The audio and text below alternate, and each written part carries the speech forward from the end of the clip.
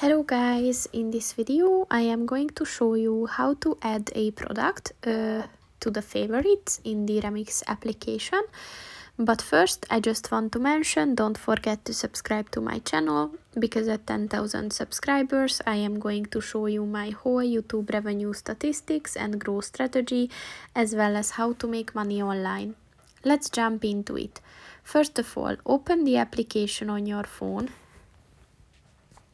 and then click on the favorite button at the bottom of the page, and then click on the add product button.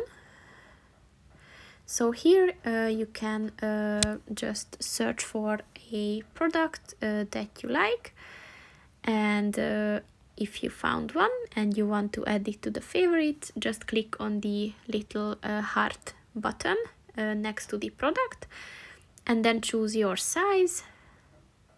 And once the little heart turned red, it means that it's added to the favorites. But if you click on the favorites button again, you will see the product there. So that's pretty much it for this video, guys. See you in the next one. Goodbye.